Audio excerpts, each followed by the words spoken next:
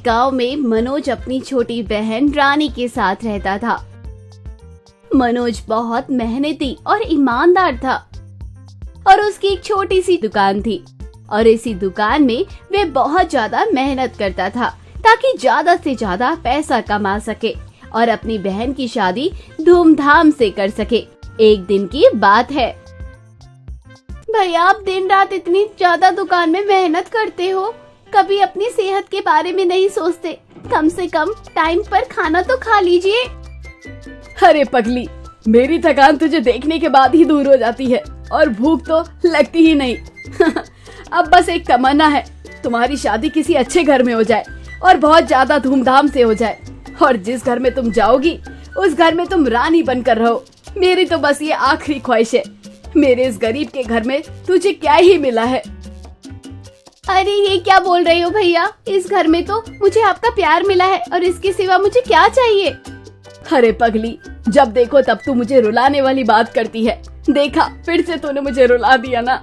अच्छा, अब सब बातें छोड़, बहुत जोर से भूख लगी है, जल्दी से कुछ खाना खिला दे।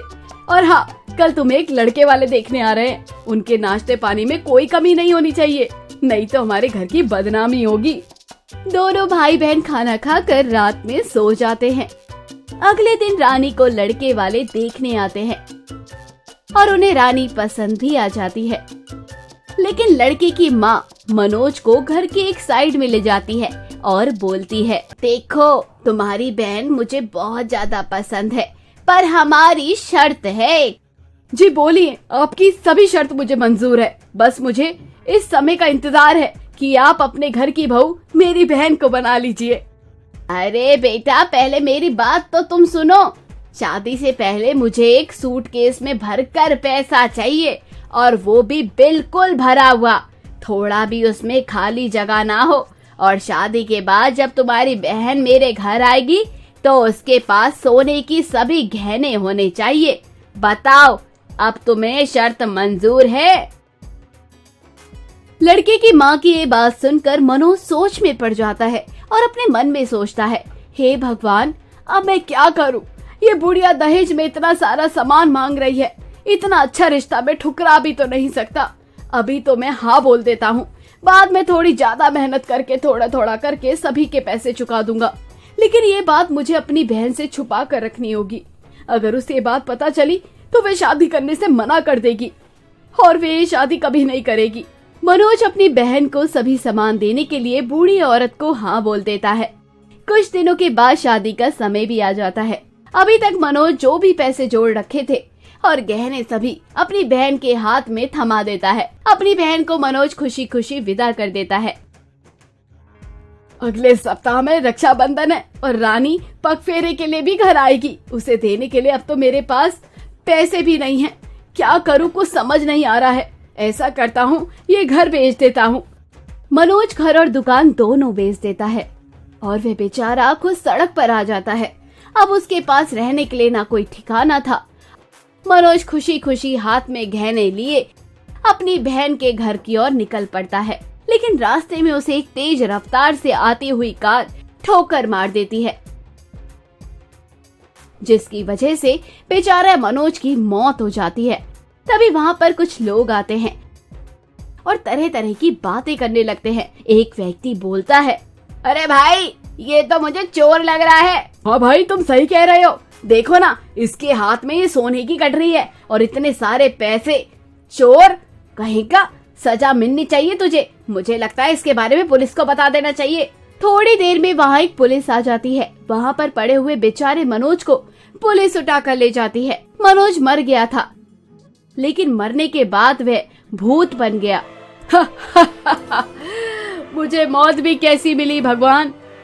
मैंने क्या बिगाड़ा था तुम्हारा? मेरा यहाँ तो दुकान घर सब बिक गया, सब खत्म हो गया।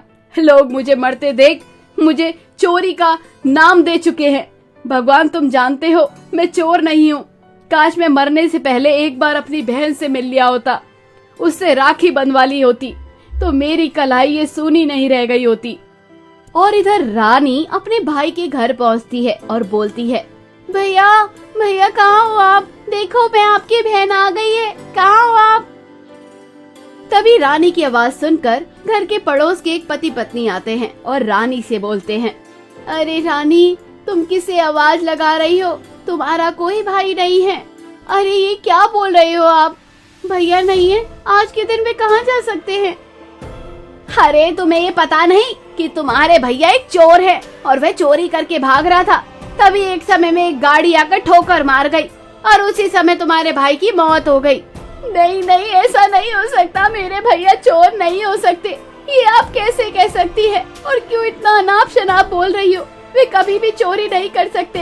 वे तो कितने ईमानदार थे। कहाँ हो भैया? देखो तुम्हारी बहन राखी बांधने तुम्हें आई है। आप दोनों झूठ बोल रहे हो। मैं आप दोनों की बातों पर कभी यकीन नहीं कर सकती। मेरे भैया कभी नहीं मर सकते। भैया आप कहीं भी हो, आप जल्दी आओ, मैं आपको ढूंढ लूंगी। रानी हाथ में राखी लिए हुए और आंख में आंसू लिए हुए निकल पड़ती है सड़कों पर। तभी उसे सामने से एक कार धक्का मारकर चली जाती है, ठीक उसी तरह जैसे उसके भैया को मारा था। रानी जब मरती है तो उसी समय वह भी चुड़ैल बन जाती है। मैंने तो हर राखी पर अपने भाई की लंबी उम्र की कामना करी थी, फिर वे मुझे कैसे छोड़कर चले गए? भैया अगर आप इस दुनिया में वाकई नहीं हो तो मैंने भी उस दुनिया को अलविदा करके मैं आपकी दुनिया में आ गई हूँ। मैं भी मर चुकी हूँ, आपके बिना मैं कैसे जी सकती हूँ? रानी एक चुड़ैल बन चुकी थी और बेचारा मनोज भूत। पर मनोज को पता था मेरी बहन रानी मुझसे मिलने के लिए जरूर आई होगी, मुझे राखी बांधने। मैं ना घर पर होने के कारण वे बेचारी घर से वापस चली गई होगी। मुझे इस बात का बहुत दुख है, उसे कितना ज्यादा बुरा लग रहा होगा। मैं ही तो था उसका एक अकेला भाई। एक बार अपनी बहन को देख लूं, फिर कहीं दूर चला जाऊंगा हमेशा हमेशा के लिए। लेकिन मेरी बहन कहीं दिखाई नहीं देती। अब तो वो रात होने वाली है और इस घर में तो कोई भी नहीं दिख रहा। पता नहीं सभी कहाँ चले गए हैं। और उधर मनोज अपनी बहन को ढूंढ रहा था, उसके ससुराल, और इधर रानी का पूरा परिवार उसके अंतिम संस्कार में लगा हुआ था। इधर चुड़ैल रानी अपने भैया के घर पहुंचती है और रामू को देखकर आग बबूला हो जाती है। अरे ये कौन है? और ये मेरे भाई का घर है। ये तुमने क्यों कब्जा किया हुआ है? अभी मैं बताती हूँ इसे। कौन हो तुम? चुड़ैल, मैंने कुछ नहीं किया, मुझे छोड़ दो। इस घर में तुम क्या कर रहे हो? निकल इस घर से। ये घर मेरा है। मैंने इस घर को खरीदा है, पूरे पैसे दिए हुए हैं। क्या ये घर बिक चुका है? पर क्यों? और इसे तुमने कैसे खरीदा? ये घर जिसने बेचा है, ऐसा करो तुम उसी से जाकर पूछ लो, मुझे जाने दो। चुड़ैल बहुत ज्यादा सोच में पड़ जाती है और उसके भैया यहाँ घर को क्यों बेचे, ये बात सोचते हुए रास्ते से जा रही थी। तभी उसे रास्ते में एक बच्चा दिखता है, वह भी रोते हुए। तो वह चुड़ैल उससे पूछती है, अरे बच्चा, तुम क्यों रो रहे हो और तुम्हारा घर कहाँ है? तुम तो चुड़ैल हो, तुम मुझे खा जाओगी। अरे कोई मुझे बचाओ बचाओ। अरे तुम शांत रहो, ये तुम क्या बोल रहे हो? खा जाऊंगी, मैं तुम्हें खाने थोड़ना ही हूँ। क्या तुम मुझे खाने नहीं आई हो तो क्या करोगी? पक्का नहीं। अब बताओ तुम क्यों रो रहे हो?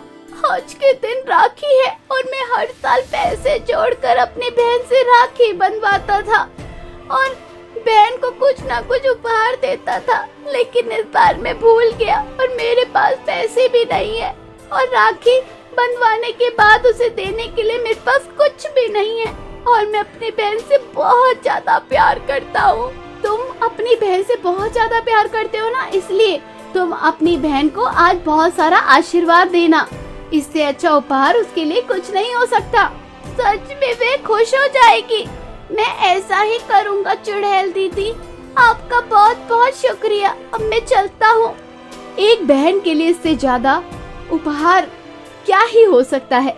भैया आप कहाँ हैं? शाम ढलने वाली है और आप मुझे क्यों नहीं दिख रहे हो? बेचारी चुड़ैल हार मानकर अपने ससुराल की ओर जा रही होती है। तभी उसे घर के बाहर एक भूत खिड़की से घर के अंदर झांकता हुआ दिखाई देता है। ये तो कोई भूत जैसा दिखाई दे रहा है, लेकिन ये मेरे घर के अंदर क्यों दिख रहा है? अभी बताती हूँ इसे। भूत, तुम यहाँ क्या कर रहे हो? देखो, मैं तुमसे डरने नहीं वाली हूँ, इसलिए तुम चुपचाप यहाँ से निकल जाओ। चला जाऊंगा, बस एक बार अपनी इन आँखों से अपनी बहन को देखना चाहता हूँ, फिर हमेशा हमेशा के लिए इस दुनिया से चला जाऊंगा स्वर्ग की ओर। तुम्हारी बहन यहाँ रहती है? और कौन है तुम्हारी बहन और क्या नाम है उसका? रानी नाम है उसका। मेरी बहन का नाम रानी है और मैं कितना बदनसीब हूँ जो कि आज के दिन अपनी बहन से राखी भी नहीं बंधवा पाया। रानी जो भी घटना होती है वे अपने भाई को सभी बातें बता देती है और वे एक चुड़ैल कैसे बन गई और भूत भी बता देता है कि वह किस कारण से भूत बन गया। और दोनों घर के बाहर खड़े हुए बात ही कर रहे होते हैं और तभी चुड़ैल अपनी सास की बात सुन लेती है कि उसके भाई से उसने बहुत सारे पैसे मांगे थे और गहने जेवरात उसी शर्त को पूरा करने के लिए उसके भाई ने अपना घर बेच दिया और दुकान भी। मुझे माफ कर देना मेरी बहन, मैं समझा तुम छोटी सी हो और तुम्हें ये सब बातें क्यों ही बताऊंगा, ये सब अच्छा नहीं लगेगा, इसलिए मैंने तुम्हें कुछ नहीं बताया। भैया, इस दुनिया में आप ही तो थे मेरा एक अकेला भाई और तुमसे अच्छा कोई नहीं था इस दुनिया में और कोई हो भी नहीं सकता। चुड़ैल अपने भाई को राखी बांधती है और इस तरह से दोनों का राखी का त्योहार इस तरह पूरा हो जाता।